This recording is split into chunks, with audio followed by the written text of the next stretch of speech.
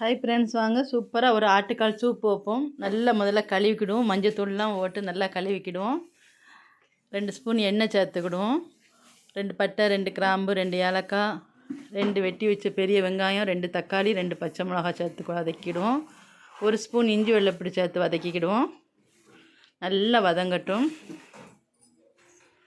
ஆட்டுக்காலையும் அதோடு சேர்த்துக்கிடுவோம். தண்ணி 1 செம்பு ஊற்றிக்கிடுவோம். தேவைக்கு உப்பு சேர்த்து வேக விட்ருவோம். நல்லா 5 விசில் கிட்ட வரட்டும். நல்லா வெந்துடும். இப்போ எடுத்துருவோம்.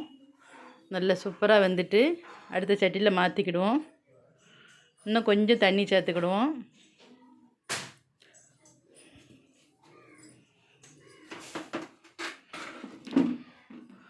இப்போ மஞ்சத்தூள் கொஞ்சம், மிளகும் சீரகமும் கொஞ்சம் நல்லா கொதிக்க விடுவோம்.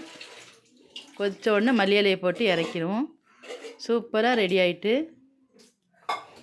இதே மாதிரி ஆட்டுக்கால் வாங்கி சூப்பு வச்சு கொடுங்க. பிள்ளைங்களுக்கு ரொம்ப நல்லது, எலும்புக்கு ரொம்ப நல்லது, கால் வலிக்கு ரொம்ப நல்லது. இதே மாதிரி செஞ்சு கொடுங்க. நம்ம வீடியோ பிடிச்சிருந்துச்சுன்னா லைக் பண்ணி, ஷேர் பண்ணி, சப்ஸ்கிரைப் பண்ணி வச்சுக்கோங்க. அடுத்த வீடியோவில் பார்ப்போம். பாய்.